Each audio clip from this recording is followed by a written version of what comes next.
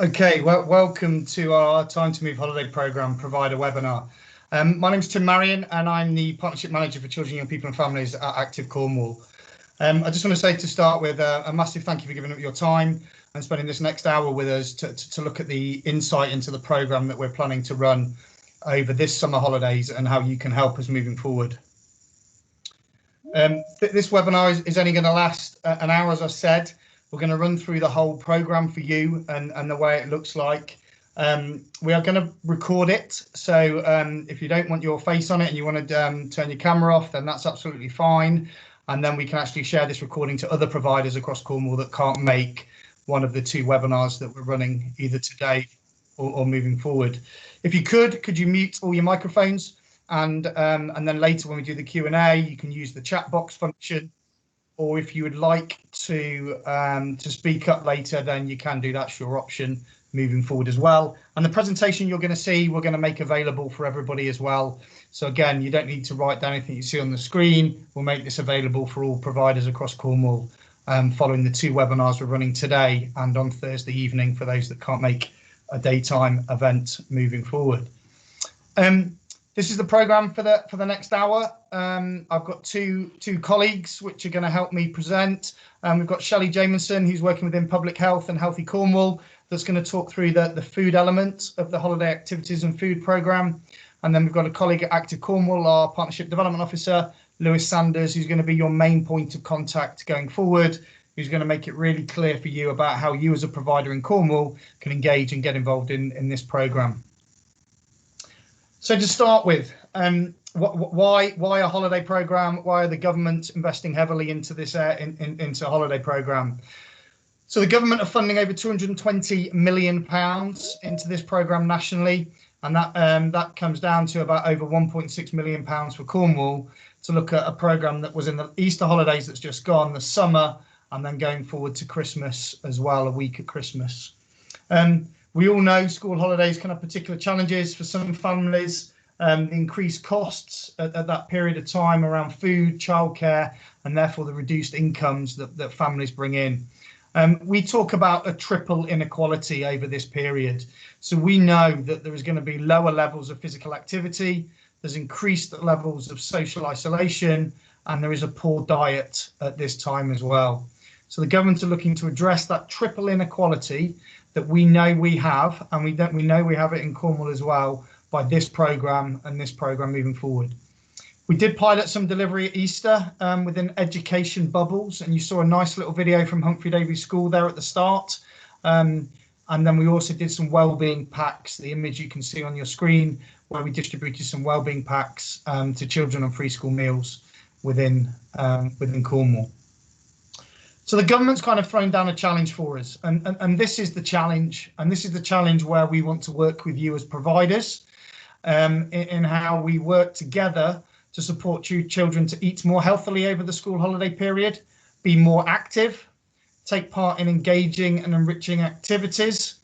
And those activities that we talk about are not just physical activities as well. We're looking wider, a programme that will support the development of their resilience, their character, their well-being, along with that wider educational attainment as well. We want to make sure that children feel safe and not socially isolated, and we want children to have a greater knowledge of health and nutrition as well, and also maybe linking their families into that element moving forward. And we do want children to be more engaged with their local school and other local services. So how do we use this programme as part of signposting to other activity that's available locally? The scale for Cornwall. We have 12,711 children registered for free school meals in Cornwall. Now, this figure was taken on the school census back in October half term. We know now that that's up to about 15,000 children, and we need to make sure we've got an offer for all of those children during this period. That we're talking children here aged 5 to 16, so we're talking those in education really, right from primary school through to secondary school. We say 5 to 16. But if there is children aged 4, and there probably isn't going to be over the summer holidays, there might be a few, but it is those that are in education through the period moving forward, not those in further FE or HE as well. It's just those 5 to 16-year-olds moving forward. This kind of scale comes with an ask, and the ask of us and therefore the ask of you. So if you want to commit to working on this program going forward, is we're really focusing on that summer holiday period, and how do we deliver 4 weeks of activity for 4 hours a day over the summer holiday period. And you as a provider don't need to deliver for all of every 4 weeks. It may be that you just want to deliver for a week, and then somebody else within your locality could pick up the other 3 weeks, or one of the other weeks going forward. So I don't want you as a provider to think you've got to commit to the whole 4 weeks. If you can, then that's amazing. We'd want to work with you for the 4 week period of the summer holidays for 4 hours a day, as I said. The activity needs to be free of charge for all children of free school meals, and we need to make sure there's an offer for all children. So we want to work with providers all the way from Bute to Penzance, and make sure we've got that full coverage across Cornwall. As I said, at a point of charge of free for all children on free school meals. But we need to ensure that programme is open access for all children. This is something that's really important for us. We don't want this programme to just be known as a free school meal club, kids club, and it's open access for all children to enter. But the offer and therefore how we position this, how the workforce are trained to deliver on this programme, needs to be to engage with those children on free school meals. We need to ensure that a minimum of 50% of the delivery is physical activity. So that's a minimum. It can be more, but we wanted to make sure that a minimum is physical activity, and therefore the other bit is picked up from wider enrichment activities, cultural activities, whatever that looks like, wider enrichment, attainment activities that children want to engage in to make sure that it's a fun, engaging holiday programme. And we use that word fun as one of the most important elements that we want to make sure it is. We need to position that at the heart of what we're trying to deliver on this programme to engage with this cohort of children. We need to provide a national school food standards meal, and there'll be more on that moving forward. It's really important for us that the food element is not just a bolt-on, and we need to make sure that that food element is central to what we're doing for this programme and not seen as something extra.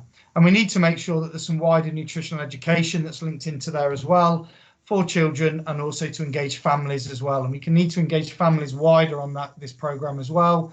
And so what we're trying to achieve about the resilience of these children, social isolation, nutritional education, how we engage the whole family to move this forward and to make sure we've got that longer lasting impact moving on. We need to ensure we signpost children to further opportunities and services. We know the type of children that we're working with, that they may have their own challenges, and we need to make sure we're aware of where we can signpost them to further opportunities to continue to be active, but also further support services that can support them moving forward. And then we also need to adhere to a number of required standards around delivery, around physical activity, and I touched on the food standards earlier. So I wanted to be really upfront with you as providers around these 10 asks, because I think it's really important as we engage with providers moving forward that you're really clear about what the ask is for this programme, and how this programme is maybe a little bit different to just running some summer holiday programme or a summer holiday camp moving forward, but it is looking to address the inequalities, that triple inequality that we've got in Cornwall, and therefore these 10 asks are really central to how we manage and to deliver this programme moving forward. This summer, we are going to look at 2 different approaches. So it may be that you're on this call as a provider, and this may be the start of a relationship where you say you're working in a certain area of Cornwall, and we may just commission you to deliver across a number of different schools or a number of different community settings, and we could commission you to deliver that period, to deliver over that period. But we'll also have an open application process, and we'll touch more on that later, where providers can engage in the programme, submit an application through to us, where they can pick up financial support to deliver this programme, and therefore then become part of our community of learning that we wanted to create from this, in order to make sure some of the delivery is sustainable and we learn how to engage with this cohort moving forward. We know there's a lot of risk identified with this, and we know that there's going to be some challenges along the way that we really want to work with you in order to come to that solution. We know not one single person's got the answer. We've got a number of different stakeholders that we're working with, and professionals that engage with this audience within their professional capacity. And again, if we can work together and address some of the risks moving forward, then hopefully we can make sure we're we're going to make an impact on these children's lives over this summer holidays. Those main risks, as we know moving forward, the number one is how we recruit the children and free school meals, but recruit them into an open access forum, not into a forum which is just, as I said, a free school meal kids club, but promote it and recruit them into that right environment. You may be aware, but the government has funded holiday food vouchers moving forward. All probably aware of the Manchester United footballer Marcus Rashford and the great work he's done to make sure that food vouchers was continued over the holiday period. Those food vouchers currently, and again, it could change if Marcus Rashford gets his way, but it won't continue over the summer period. So this will be a real transition away from food holiday vouchers that children and families received through their schools.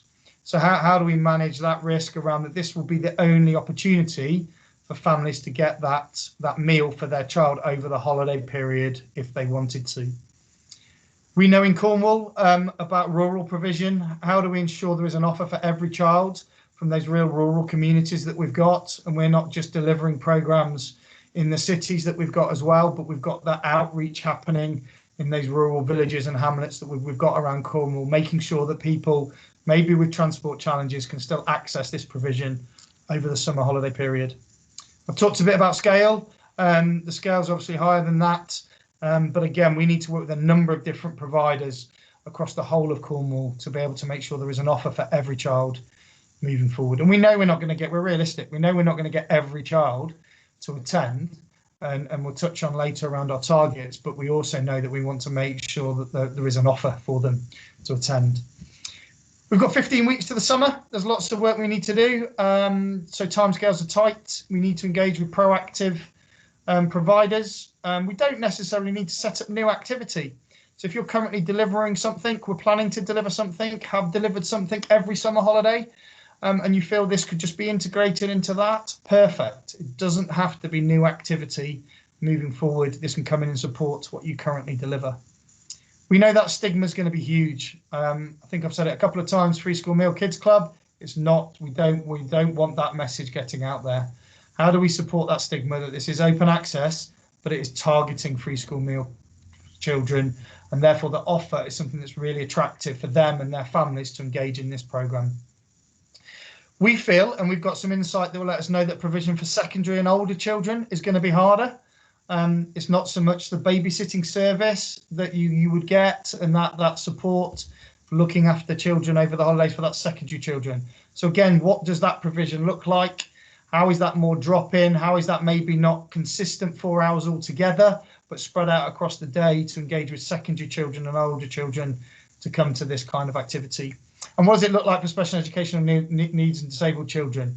How do we make sure that we've got that provision and we're working with providers that have got that expertise to make sure we've got a comprehensive programme to engage with that cohort of children, again, that are on free school meals as well moving forward? And how have we got that consistency of food offer? I said at the start, the food offer for us doesn't want to be a bolt-on. It wants to be central to what this programme is looking to achieve. And therefore, we need to make sure that we've got a real consistency of that food offer that we're offering throughout this programme. And what support do you as providers need to make sure we've got consistency of that food offer moving forward?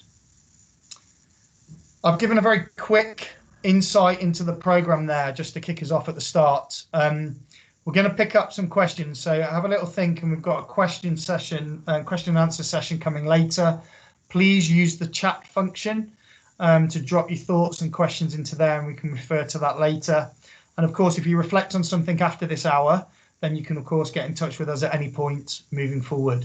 But staying on that theme of the consistency of the food offer, I'm going to welcome Shelley Jamieson to come and just talk to you around that and to show the support that we can get from Healthy Cornwall on that consistency of the food offer and the transition away from food vouchers to support you as providers to engage in this programme moving forward. Here you go, Shelley. Lovely. Thank you very much, Tim. That's great. So I'm not pushing the slides forward, so I will just ask you to pop it on. But my name is Shelley Jameson, and I'm a public health practitioner for Cornwall Council. I've been working with Healthy Cornwall as part of the Healthy Cornwall team for just over 10 years, and that has involved supporting early years settings and supporting schools and educating families with children above a healthy weight as well. So I've been very involved with families and supporting settings to be health promoting environments, because we know that there's lots of information out there, and how can we possibly know everything when it comes to the healthy choice? So that's what the team is all about. Okay, so if you want to go on to the next one.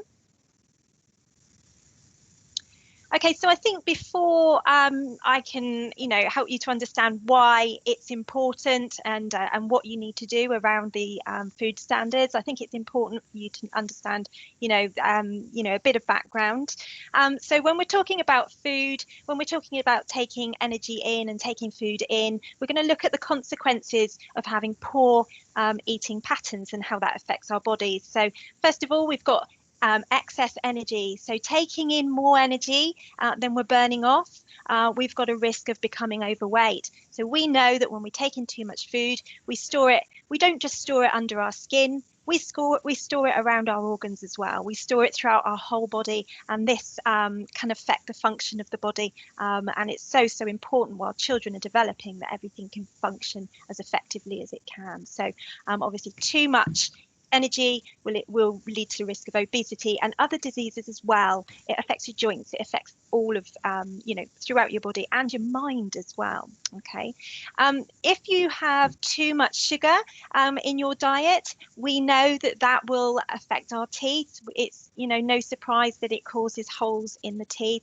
Another thing that many children, especially teenagers, do is they eat a lot of empty calories. So we refer to empty calories as something like a biscuit, for example. It's going to taste sweet, it's going to taste nice, but it's providing no nutrition at all. Okay, so it's important when children are eating that every eating time is an opportunity to provide nutrition. Okay, so that's something we need to bear in mind. High salt intake. Now, we know years ago we used to add salt to our cooking. We'd have salt in the middle of the table. We didn't realise the impact that would have on our blood and on our heart and on our body. And actually, heart disease is one of the main problems in the UK. So we're really trying to turn this around, and we don't want children to have this taste for salt in the future. We want them to be a healthier population. Okay, so we need your help with this as well. So it's about not providing too much salt, not providing salty foods for them. And the other one is low fruit and veg intake. So if children and if people don't take in enough fruit and veg, they're not going to get the right balance of vitamins and minerals that they need to grow and for their immunity and for their brain development and many, many other reasons. So they can actually be missing out on vital nutrients, which will impact on their health for the future. Okay, if you want to go on to the next slide, please. That's just it. So I lead on the National Child Measurement Programme in Cornwall. So every year, children in reception year and year 6 are weighed and measured, and that gives us a snapshot of really, where we are in terms of, number of children that are above or below a healthy weight, and that really helps us to plan services for the future as well. So typically a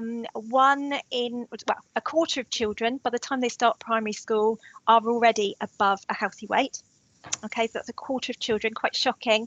By the time they reach year 6, it's a third of children that are above a healthy weight.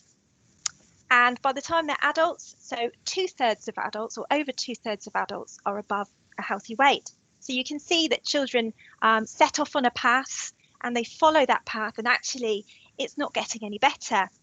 So this is why this early intervention and prevention is so important. So it's not just about, just saying, oh no, we just must eat lots of fruit and veg, and, it actually will impact on their health for the future. And you can see why in these stats. Okay, if you want to move on.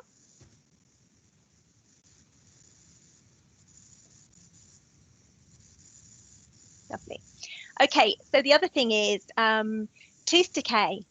One of the shocking things that I heard once was that it's the #1 reason why children go under general anaesthetic in the UK. The #1 reason is because of the health of their teeth.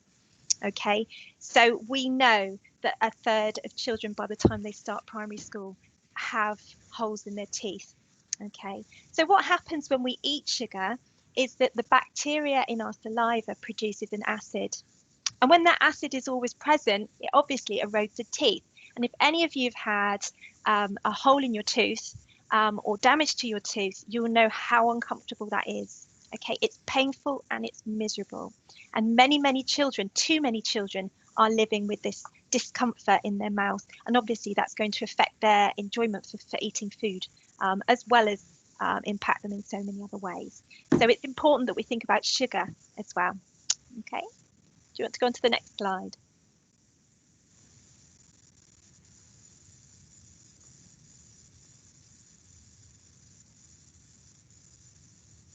Okay, so I've already said about the fact that, you know, poor eating habits, too much energy in, too much sugar, the body will store it, okay, and our weight will increase.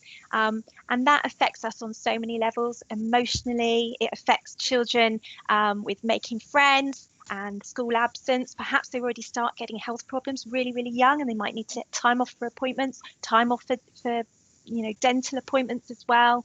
And I've already said the impact that it has on many of our organs and our joints and our ability to move and our confidence as well. Okay, the other thing is that you know, people that are above a healthy weight, they have they're likely to die. Actually, I think it's an average of 9 years younger, 9 years older than their healthy weight friends. So you know, it's a real problem, and it's something actually that's really preventable. It's something we're in control of. Okay, if you want to go on to the next slide.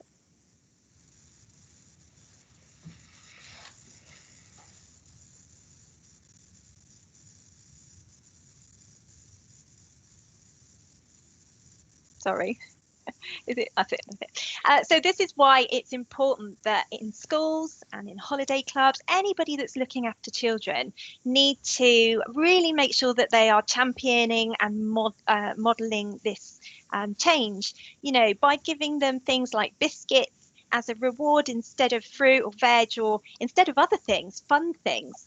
They really are giving children mixed messages. So you will, you know, you'll not be surprised when you see the information around the school food standards that we don't recommend that you offer things like sweets and biscuits to children, okay, that are in your care. Okay, next slide. Okay, the other thing is in Cornwall, we're doing so well with our Sugar Smart community. Sugar Smart is something that has been going for a few years now.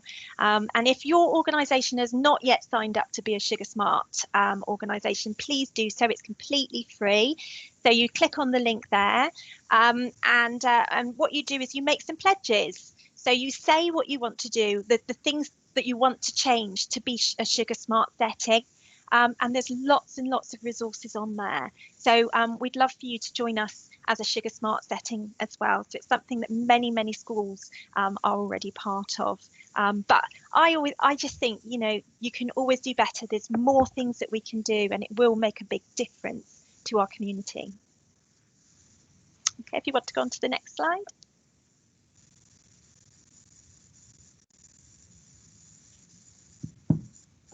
So many of you will have seen this. This is the Eat Well guide, and this is what we consider to be a healthy, balanced diet, and this is what we're aiming towards at the end of every day or at the end of the week.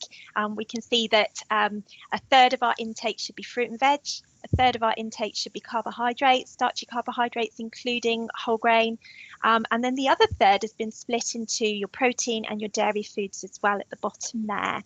And you can see that they're much smaller. Now you can see there's a little tiny purple section, and you can see that that's very thin, and that's for oils and spreads. So the main message here is, you know, very small amount of oil, very small amount of fat, because that's not essential. We will find that in many of our foods already. Okay, so this would be our healthy diet. Now, to the bottom right of the slide there, you can see crisps and biscuits and ice cream and bits and pieces like that. And that's what I referred to earlier as empty calories. So it's just taste, really, not really giving our body any nutrition. So those are the foods that are outside the Eat Well guide. We don't recommend that they are part of this healthy diet. So it will be no surprise to you that they're not listed in the school food standards as foods that you should be, feeding children that are in your care. So the school food standards, or the school food plan, came about because I'm sure many of you will remember years ago, Jamie Oliver had a look at the school food, the standard of school food, and he was disgusted to see the types of food that children were eating. How can that possibly help them in their development? And so the school food plan was born, and it's been great, actually. The school food standards were rolled out. Many schools signed up to the school food standards, and schools and catering companies are following it now. The one thing I'll say is that the standards could be better, actually. This is not the gold standard. This is the minimum requirements. So when we're talking about the school food standards, aim to do better. I see this whole programme as a real opportunity to help children with trying out new foods, trying out new things, and helping families to get recipes and new tastes and textures and things like that. So really strive to make the best of the time that you're spending with the children, and maybe they'll be trying new things when they go back to school in the September. Okay, if you want to go on to the next slide.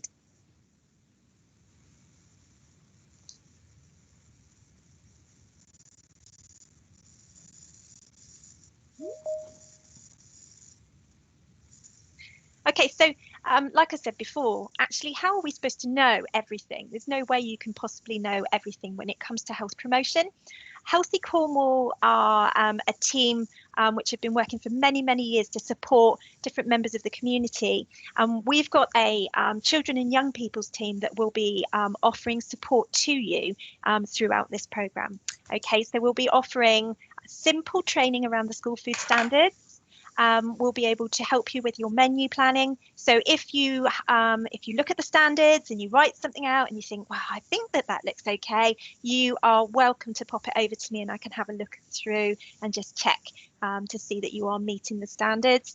We've got many, many resources on our website, and we can also point you in the direction of many useful resources as well, and ongoing support. So depending on what your program is going to look like, what you're offering, get in touch with us and ask us if you need something. We might be able to help you. Our children and young people team are obviously spread throughout Cornwall, and we'll be able to link you up with the right person to make sure that you're supported to do this.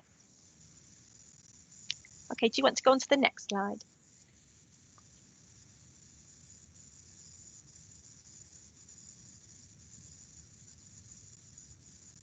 So I've just put some other useful links there.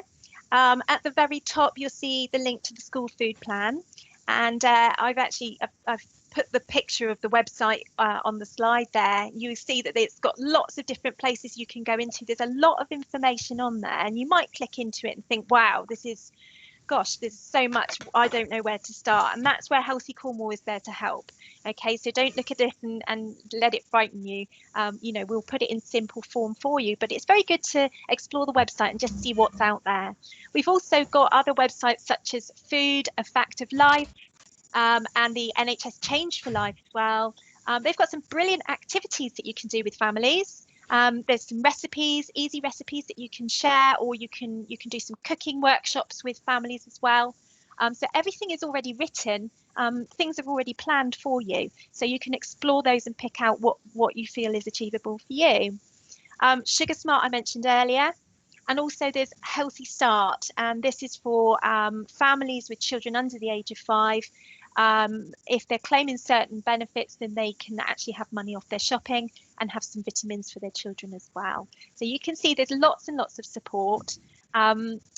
So like I said, on the last slide, I've got my email address, so you're very welcome to drop me an email if you've got a question or anything else. But good luck with it, and I'm really looking forward to seeing what you all come up with.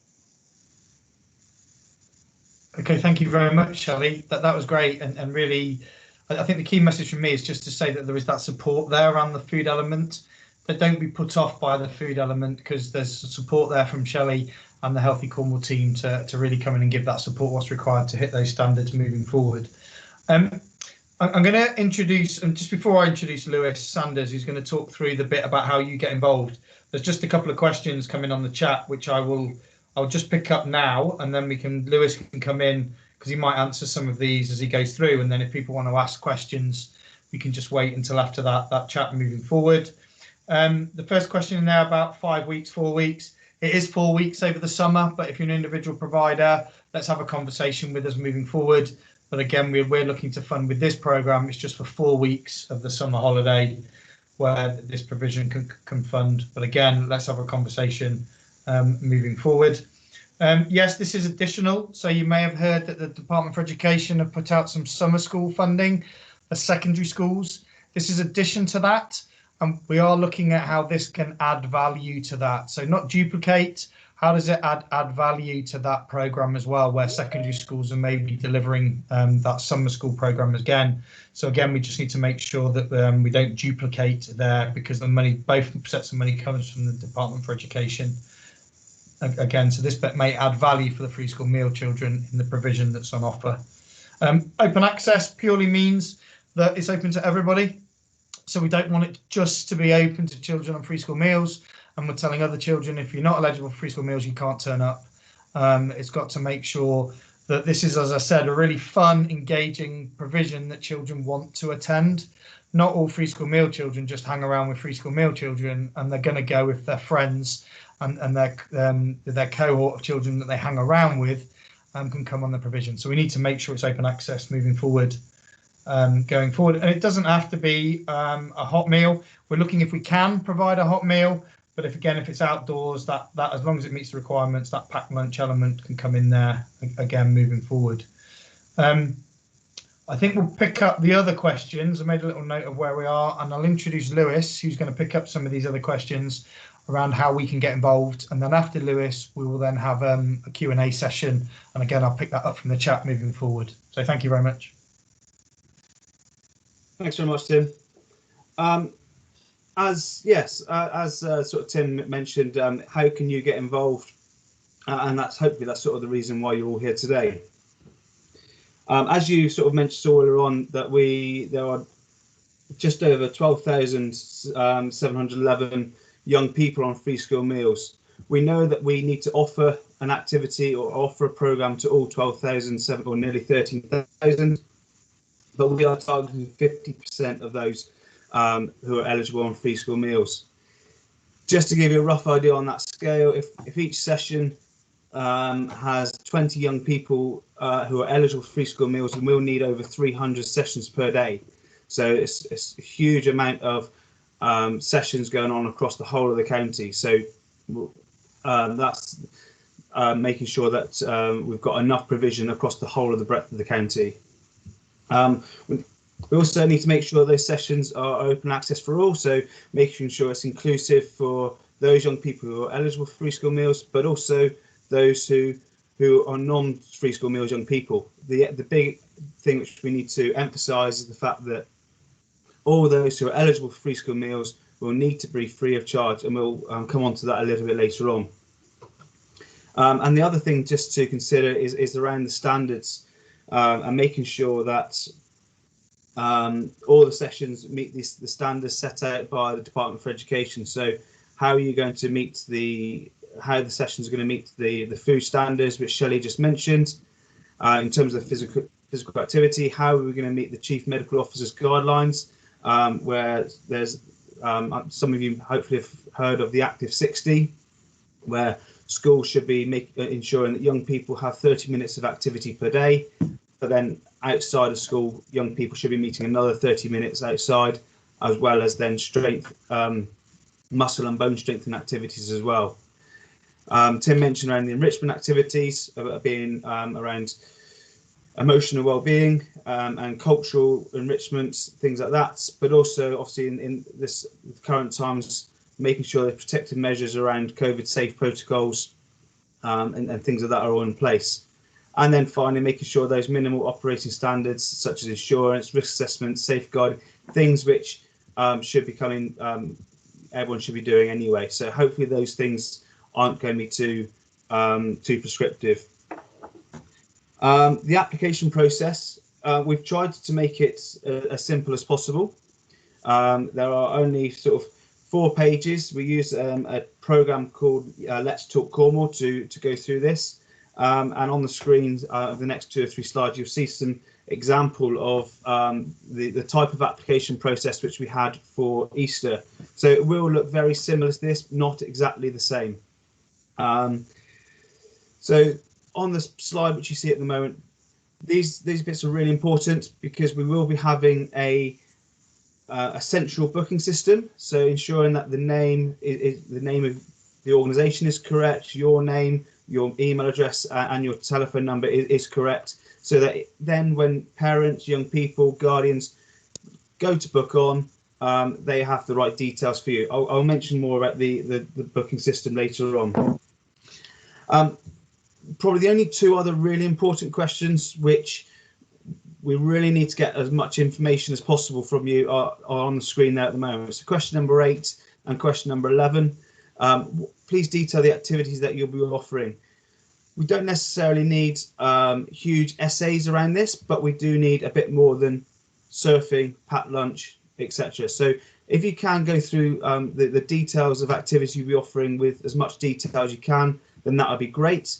And likewise, we mentioned around how you're going to promote earlier on, and trying to really make sure that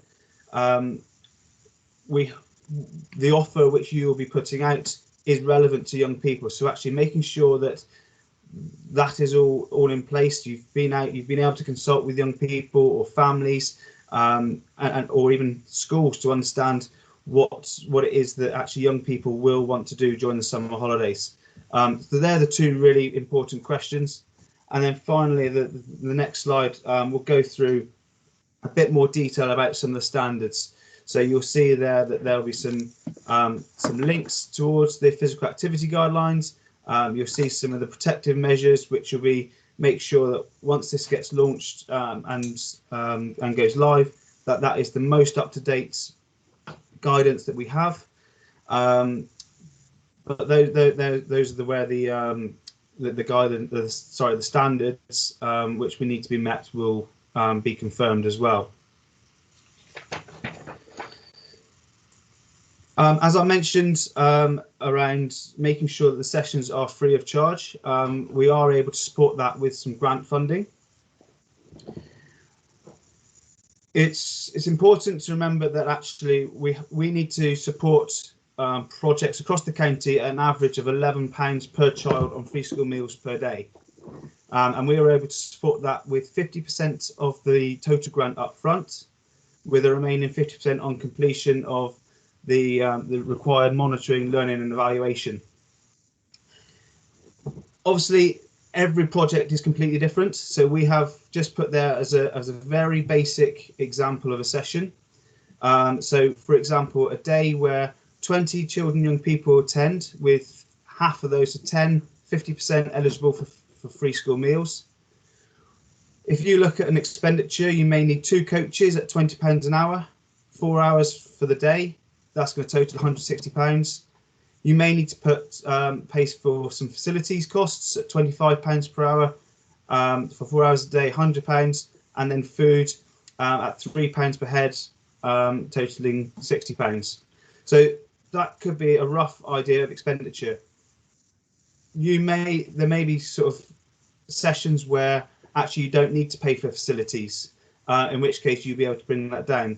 But the big thing to try and highlight here is we'll be able to support the young people, the 50% of young people of this example project at £10 a head.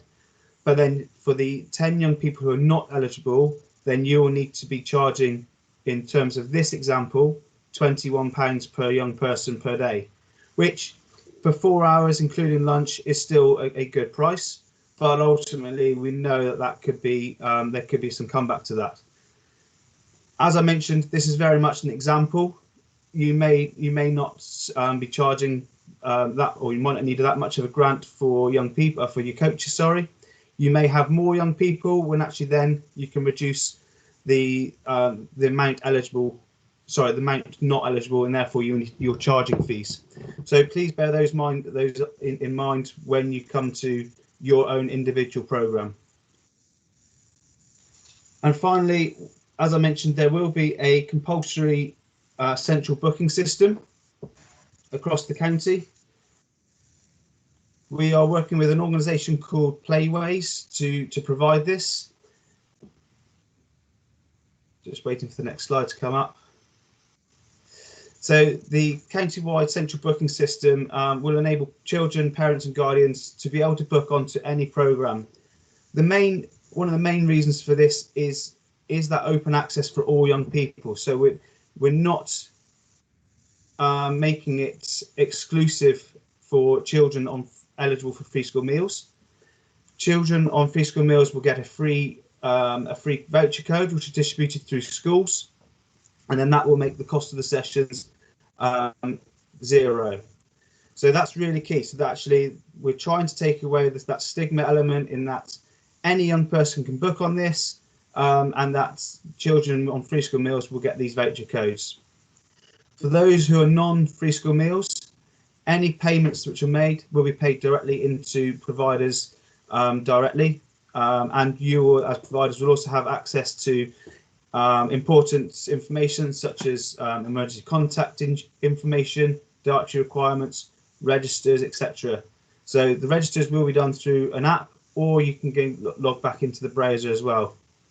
There will be some further webinars on how to use the system, I think in May, June time, but the date is still to be confirmed.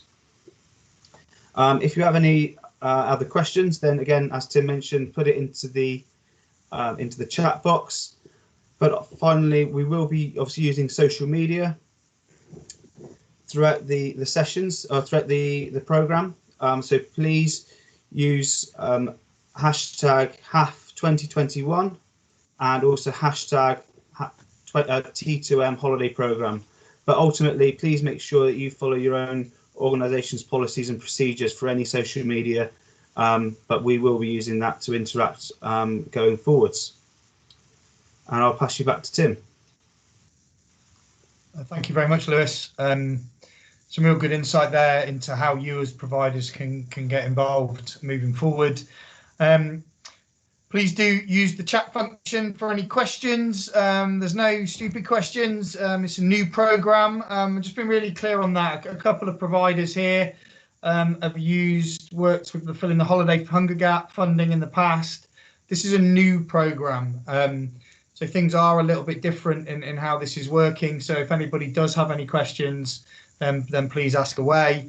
We're also part of a learning forum nationally with other local authorities leading on this programme as well. So again, any questions from you as providers is really good because we can feed that into the learning that's going on nationally.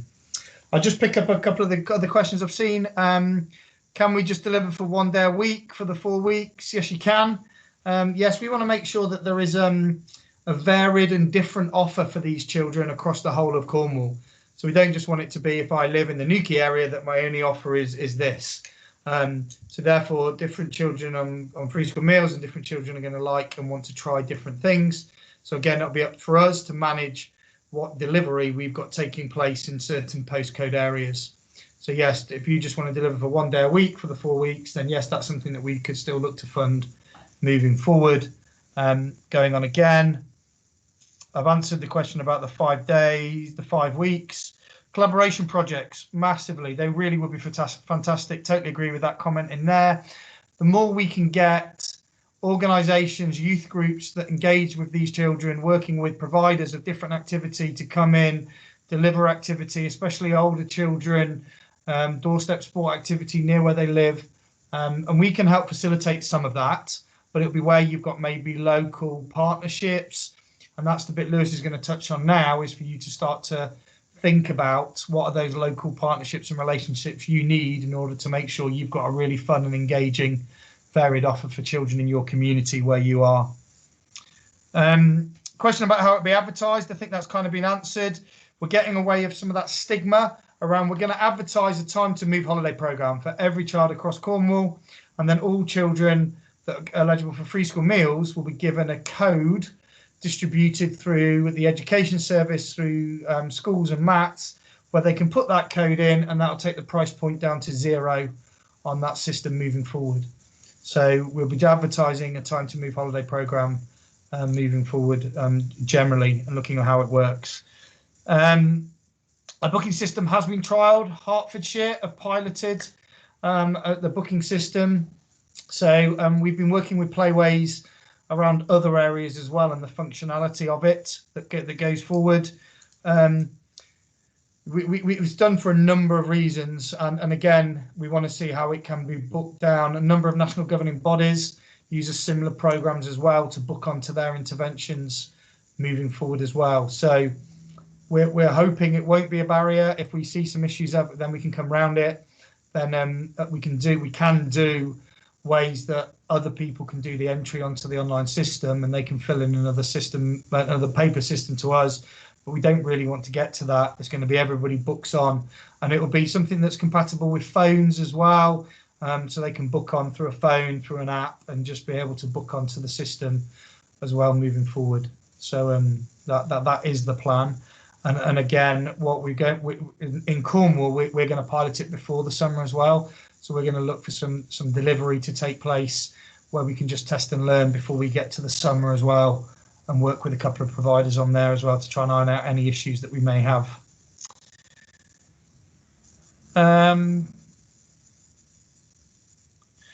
Different ages on different days. Yeah, yes, we can. Secondary primary provision. Yes, you can be flexible in that approach as well.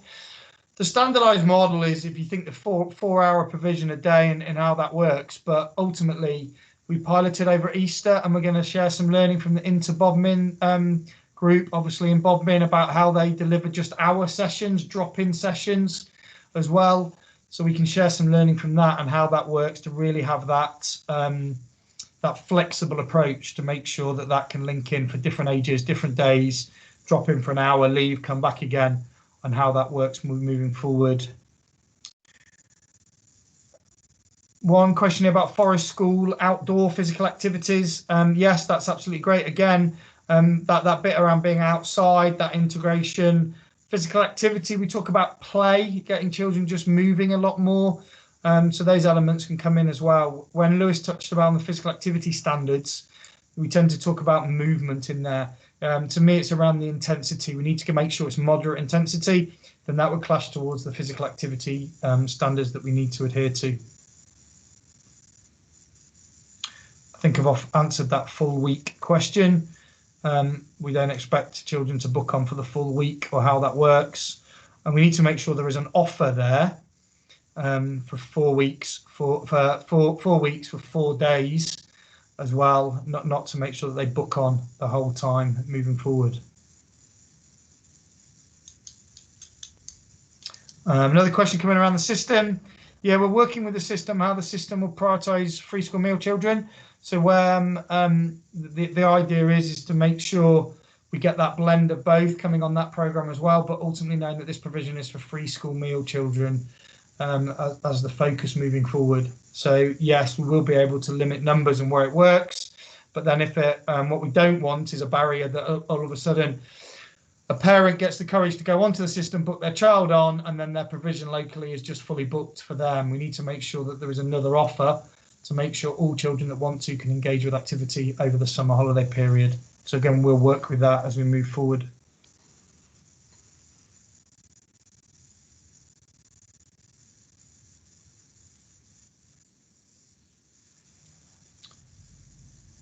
Is there any further questions? Shelley, is there anything you want to pick up wider around food, or Lewis? No, any questions for me? Hopefully I can answer them today.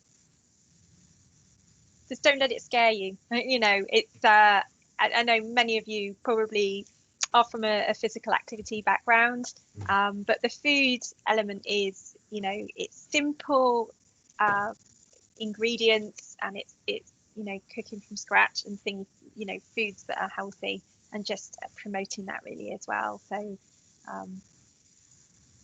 so the examples of food offer, do you mean the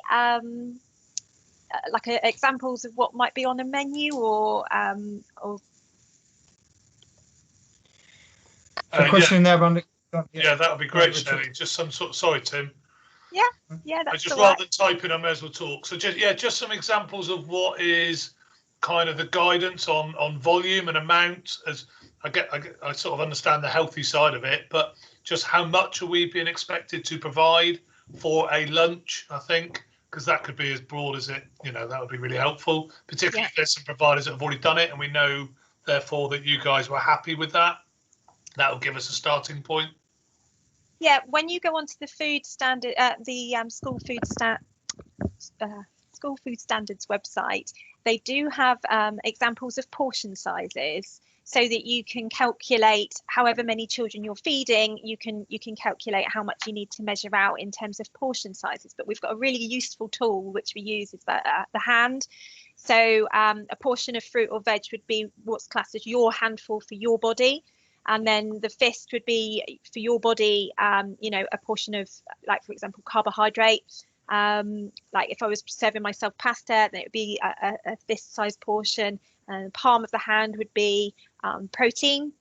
So, if it's chicken or fish or something like that, so it's the palm of the hand. So think about, if you've got a little 6-year-old in the group, they don't need to have 2 sausages on the plate. So it's really thinking about how much you're giving them. So that you might want to, if you've got a wide age group, a wide age band, then you might want to sort of have different size portions, so that you haven't got wastage. Otherwise the portions will be too big. So there's some help and support in there, but it's really cooking from scratch. You can use frozen veg, you can use tinned veg. It doesn't need to always be fresh, so frozen is really useful when you're cooking for groups. The guidance is around processed meat. It's about limiting processed meat, so we wouldn't recommend that children have sort of chicken nuggets and fish fingers and things like that throughout the week every single day. There's limits to how much you can give things like fried food as well. So I hope that helps a little bit. But yeah, please explore it and see it, and come back to me if you have any questions around it. And we can make sure, I think these are really good questions, because this is the support we can offer going forward, and we'll create a food element on our website to give these real simple elements moving forward. And as Shelley touched on, we'll look at the nutritional education kind of sessions that we can offer as well to support your delivery moving forward. Lots of questions and comments around the booking system, and I don't want the booking system to become a barrier or seen as another layer that needs to be put into here. And we massively agree with the doorstep sport drop-in kind of provision. As I said, it's stuff that we piloted over Easter, and we want to support that. We're not going to turn anyone away who hasn't booked on through the online booking system. All that will happen is you as a provider will need to input that information afterwards, because that's how you're going to submit to us your numbers and who's taking part in your program. You would submit through the Playways app, through the monitoring. So anyone could just, they rock up, you would get their details, and then you would just submit it post the session. So that's how we would pull off the reporting moving forward again. So it's not somebody, if you're working with a targeted cohort of vulnerable children and they're not booked on the system, they can't attend it. Of course, that's not how it's going to work. But post the session, you would just need to input that, and then that information, then we could pull that off as part of your reporting to know how many children and young people have engaged in this program moving forward. So that's how this is going to work moving forward. So some questions around that. And then we'll come in and answer some of these questions around food hygiene certificates and how that works. They'll be given some support around those areas. We really like the idea around the cooking outside, that kind of element, that real outdoor provision. So we want to make sure we can support that and those elements if providers want to look at that. How do we bring in that fun element of food and the way that looks, so we can make sure we adhere to the necessary standards, and we'll make sure that that's all available for you moving forward as well. There was a bit in there around food. We did put some costs in that costing slide, £3 per head. But again, that was only a rough idea. You'd have different costings for that food as the way that comes in. And again, we touched on roughly that grant provision of £11 per head per day moving forward. It doesn't have to be £3 per head per food. That's up to you to manage that budget as you see you can within your provision. You may not have facility costs, it's outside. So therefore, the more can go towards the food element as well, bringing that in moving forward. And as well, yeah, a good comment in there from Laura, where we're definitely looking to work with some supermarkets, and we're starting to create those relationships now about getting surplus food from those to support this programme as well. So hopefully we can support with some free food that can support your delivery as well to help with those costs. So that's a plan for us, which we're just working on those relationships right now. Yeah, absolutely. Look at Fair Share. That's fantastic, and lots of organisations are using Fair Share. They get lots from the supermarkets from that.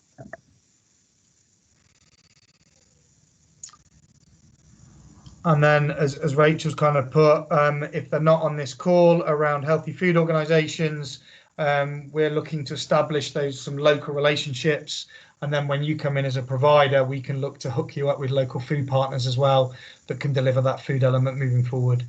So if that doesn't happen now and you don't create that, then that's when you can come to us and we can start to facilitate some of those relationships as well moving forward. I'm very conscious of time. We're now at the hour mark.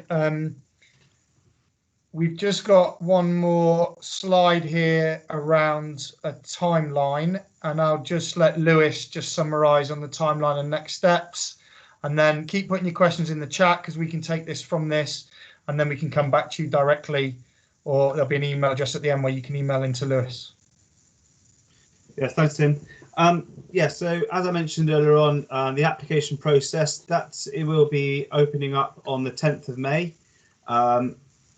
And that will be sent via email to make sure those links are sent directly to everyone on this webinar and the webinar on Thursday, to make sure that you get the direct link to be able to access the application process. In the meantime, as sort of we just recently been mentioning, be worth considering those partnerships and relationships that you'll need to create, and identifying the gaps where you need that extra support and you need that extra to try and fill that up, so whether that's food, facilities, enrichment areas. And if you're struggling with that, then as Tim just mentioned, get in touch. My email address will be on the next slide, and then we'll help create those links outside of this webinar. Also worth to have a think about how you're going to promote and attract the primary target audience, so those eligible for free school meals, but also making sure that it's not exclusive for them. So making sure you're considering that stigma and making it open access for all young people. And then finally, how can you sort of consult with children, young people and families, and making sure that your offer is suitable. So making sure it's available for everyone, and exactly what you're trying to put on is suitable for all those young people. So those are the sort of next steps. There's the sort of timeline. We will be having those booking system training sessions towards the end of May, promoting your programs throughout June, from early June and onwards, and then August, late July, August will be delivery, sharing on social media. There will be a learning event in September, and the 17th of September will be the final date for completion of all monitoring, learning and evaluation, as well as getting those final invoices in. So any questions, then please feel free to get in touch. My email address is on the next slide, and I'll do my best to support going forward. Thank you very much, Lewis. Hopefully that's all clear. If it's not, then please do email in. Please do visit our website. Please do ask any questions moving forward. And everybody that has registered for this, we've got your email address. you'll receive a follow-up email from this direct to you, copy of the slides and where you need to go next to engage in this program going forward. My one last ask really is if you can promote it to other providers as well. Lewis talked about the number of sessions we need to get going to make sure we've got an offer for every child on free school meals over the summer holidays. So please do promote the opportunity. Please do engage with as many other providers as we can to make sure we get that reach. Thank you very much. Take care.